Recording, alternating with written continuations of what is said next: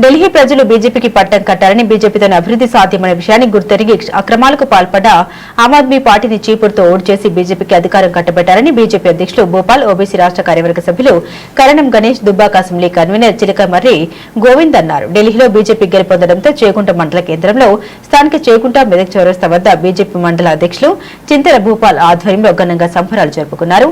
టపాకాయలు కాలుస్తూ మిఠాయిలు ఒకరికొకరు తినిపించుకుంటూ సంబరాల్లో మునిగి తేలారు. అనంతరం బీజేపీ నాయకులు మాట్లాడుతూ అక్రమాలకు పాల్పడ్డ ఆమ్ ఆద్మీ పార్టీని చీపురుతో ఓటు చేసి కాంగ్రెస్ కు ఒక్క సీటు కూడా ఇవ్వకుండా కమలం వికసించే విధంగా బీజేపీకి ఓట్లేసి బీజేపీని అధికారంలోకి తెచ్చిన ఢిల్లీ ప్రజలకు వారు కృతజ్ఞత తెలిపారు.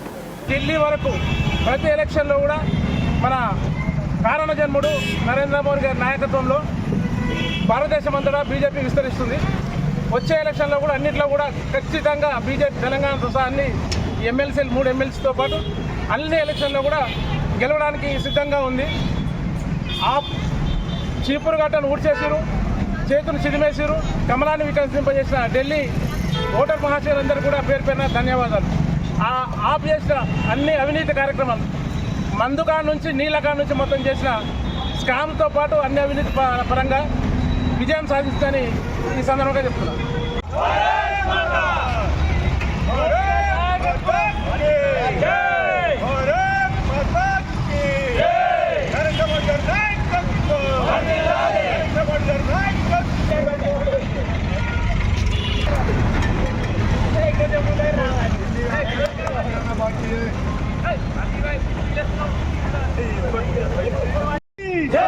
भारत माता की नरेंद्र मोदी का नायकत्व, जेपी नड्डा का नायकत्व, अमित शाह का नायकत्व, किशन रेड्डी का नायकत्व, रघुनंदन राव का नायकत्व, भारत माता की जय जय जय जय माता भारत भारत भारत भारत माता.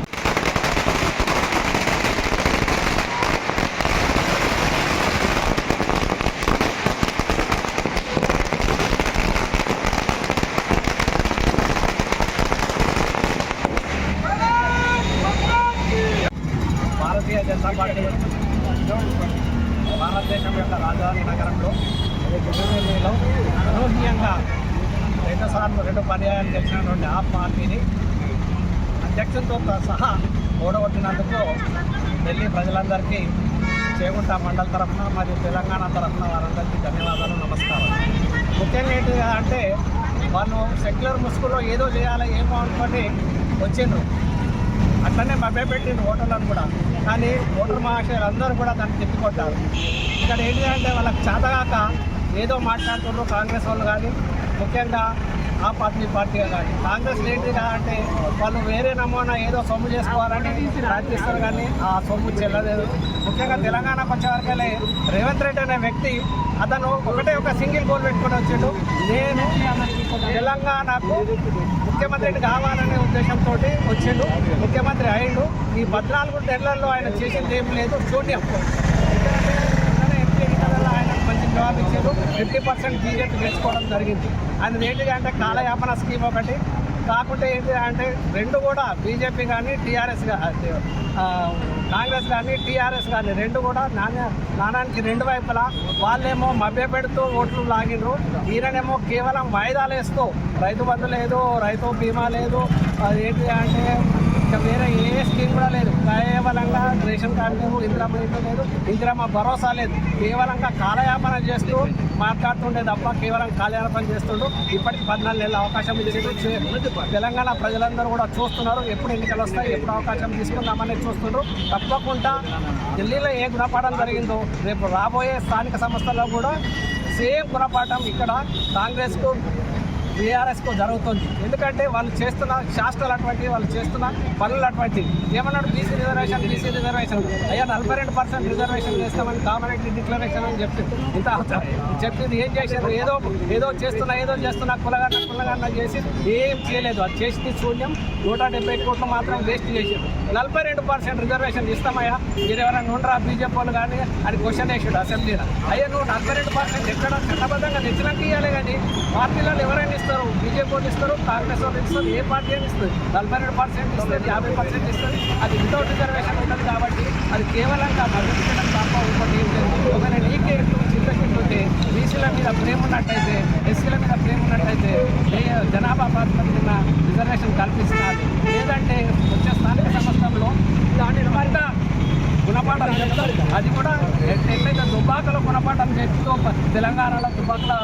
మొన్న బై ఎలక్షన్లో గుణపాఠం చెప్పి ఎట్లా చేసినాము అట్లాగే చేగుంట మండలంలో స్థానిక సంస్థల్లో సరైన గుణపాఠం చెప్పేస్తే ఒకవేళ ఎన్నికలంటూ పెడితే సరైన గుణపాఠం చెప్తామని ఈ సందర్భంగా ఈ సంతోష సమయంలో మా శ్రీలందరికీ వారి పార్టీ తరఫున నేను ధన్యవాదాలు.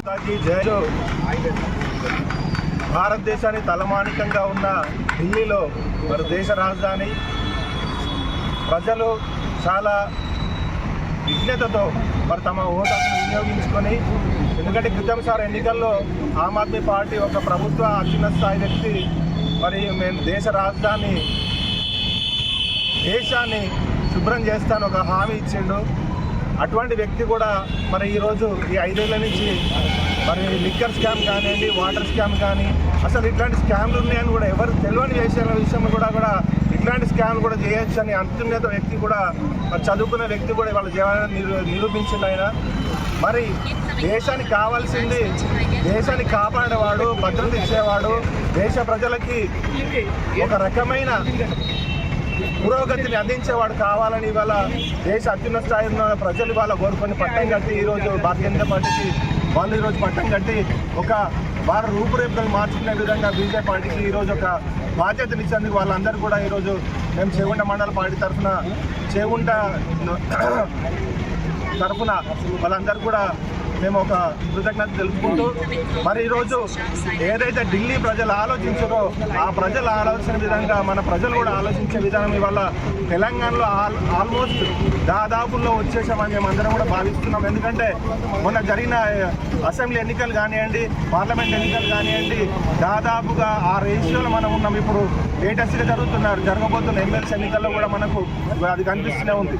ఎందుకంటే ఇవాళ కాంగ్రెస్ పార్టీ చేస్తున్న పనులు కానివ్వండి, గతంలో టీఆర్ఎస్ పార్టీ ఒక రకమైన భూమిని కల్పించి అందరినీ కూడా ప్రజలను, వ్యాపారవేత్తలను అందరూ కూడా ముంచే పరిస్థితి. వాళ్ళ రాష్ట్రంలో ఒక రకమైన పుత్రికమైన ఆర్థిక మాంద్యాన్ని సృష్టించే విధంగా టీఆర్ఎస్ ప్రయత్నించింది. ఆ ఆర్థిక మాంద్యాన్ని ఎదుర్కోలేని పరిస్థితిలో ఇవాళ కాంగ్రెస్ పార్టీ ఉంది. రేపు ఖచ్చితంగా బీజేపీ గవర్నమెంట్ అనేది మన రాష్ట్రంలో వస్తే మటుకు మనకు కావాల్సిన ముఖ్యంగా ఆర్థిక మాంద్యాన్ని ఎదుర్కోవడం. మరి ఎవరైనా వాళ్ళ బతకాలి అంటే ఒక రకమైన ఆర్థికము డబ్బులు ఉంటేనే కానీ ఎవరైనా బతికే విషయం ఉంటుంది, వ్యాపారం చేసుకునే విషయం ఉంటుంది. ఇవాళ రాష్ట్రంలో మీరు ఎవరిని కడుపు నిరుపేద నుంచి పెద్ద వ్యాపారవేత్త వరకు ఎవరిని ప్రశ్నించినా ఎవరు చూసినా ఇక్కడ వాళ్ళ ఈ పరిస్థితి ఉంది. అందుకనే వాళ్ళందరూ కూడా నాకు తెలిసి విద్యావేత్తలు, వ్యాపారవేత్తలు, యువకులు, నిరుద్యోగులు అందరూ కూడా ఈ విషయాన్ని అర్థం చేసుకుంటున్నారు. ఈ వచ్చే ఎమ్మెల్సీ ఎన్నికలు కానివ్వండి, ఆ తదనంతరం గ్రామ స్థాయిలో, రాష్ట్ర స్థాయిలో మరి ఎమ్మెల్యే మన ఎంపీటీసీ, జడ్పీటీసీ ఎలక్షన్లు, సర్పంచ్ ఎలక్షన్లు కూడా అందరూ కూడా కృతజ్ఞతతో బీజేపీకి సంబంధించిన వ్యక్తులను గెలిపించుకోవడంలో కానీ, బీజేపీ ఇచ్చిన సింబల్ గెలిపించుకునే వ్యక్తులు కానీ, ఎమ్మెల్సీ అభ్యర్థులు గెలిపించుకునే వ్యక్తులు కానీ ముందుంటారని ఆశిస్తున్నాను. ఎందుకంటే ఇవాళ రాష్ట్రానికి ఒక ఆదోడు, చేదోడు, వాదోడు అనేది ఏది లేకుండా ఉన్న పరిస్థితి. ఇవాళ మనం ఇవన్నీ చేసుకుంటే మరి సెంట్రల్ ఉన్న పార్టీ కూడా మనం ఇది ఇంకా దయతలిచి రాష్ట్రాన్ని అప్పులో ఊబిలో పోకుండా మరి అందరి పరిస్థితులను కూడా ఆలోచించి మన అందరు కూడా గట్టిగా బయటకు దాటవేస్తారు. అందరి కుటుంబాల్లో కూడా ఒక రకమైన సంతోష వాతావరణం. ఎందుకంటే రాష్ట్రంలో కూడా ఇప్పుడు కాంగ్రెస్ పార్టీ ఇచ్చిన ఏ ఒక్క రకమైన హామీలు కూడా నిలవని పరిస్థితి. రైతులకు అంత లేదు. ఇవాళ రేషన్ కార్డు రమ్మంటే, రేషన్ కార్డు ఇవ్వమంటే ఇస్తాము రండి అని చెప్పారు. కానీ వాళ్ళు మళ్ళీ మీసా పోండి, అక్కడ పోండి, ఇక్కడ పోండి, ఇట్లాంటి ఎన్నో సమస్యలు ఇక్కడ ఉన్నాయి. వాళ్ళు వాళ్ళ గవర్నమెంట్ తోటి, రాష్ట్ర గవర్నమెంట్ తోటి సమస్యలు తీర్చే పరిస్థితి లేదు అనేది మనకు స్పష్టంగా ప్రతి ఒక్కరు కూడా అర్థమవుతుంది. దీనికి కారణం గవర్నమెంట్, ఇప్పుడున్న గవర్నమెంట్కి చేసే పరిస్థితి వాళ్ళ దగ్గర లేదు. కాబట్టి వాళ్ళు జరగాలి, ఈ సమస్యలను దాటేయాలంటే మనకు ఒకరే దిక్కు నరేంద్ర మోడీ, ఒకరే దిక్కు బీజేపీ పార్టీ. రేపు వచ్చే ఏ ఎన్నికల్లో కూడా డబ్బులకు ఎక్కడ కూడా ఎవరు కూడా ఇది కాకుండా, ప్రలోభాలకు గురి కాకుండా బీజేపీకి సంబంధించిన ఏ వ్యక్తులైనా గెలిపించే బాధ్యత ఈ ప్రజలందరిదే. అప్పుడే మనం ఈ సమస్యల నుంచి అందరం కూడా బయటపడతాం. అప్పుడు ఈ రాష్ట్రం సుభిక్షంగా ఉంటుందనేది ఖచ్చితంగా మేమందరం కూడా గట్టిగా నమ్ముతూ విశ్వాసాన్ని వ్యక్తపరుస్తున్నాం. ఈ పరిస్థితి దాటేసాడు ఒకడే ఒక వ్యక్తి, దేశానికి నరేంద్ర మోడీ, మన మెదక్ జిల్లాకి మన రఘునందన్ రావు నాయకుడు. ఆ ఇద్దరు వల్లనే ఇక్కడ సాధ్యమయ్యే అవకాశం ఉంది. కాబట్టి అందరూ కూడా ఈ విషయాన్ని దృష్టిలో పెట్టుకొని ఈ సమస్యను మీరు ఒక ఓటుతోటి ఆలోచించి మరి వాళ్ళ ఢిల్లీ ప్రజలు ఏదైతే నిర్ణయం తీసుకురో అదే నిర్ణయాన్ని మీరు కూడా తీసుకొని ఈ రాష్ట్రాన్ని, మన దేశాన్ని, మన జిల్లాని, మన గ్రామాన్ని కూడా రక్షించుకునే బాధ్యత ఓటర్ మహాశైల ప్రజలకి ఉంది. కాబట్టి అందరూ కూడా ఈ విషయాన్ని సుస్పష్టంగా అర్థం చేసుకోవాలని ఈ సందర్భంగా అందరూ కూడా విజ్ఞప్తి చేస్తున్నారు.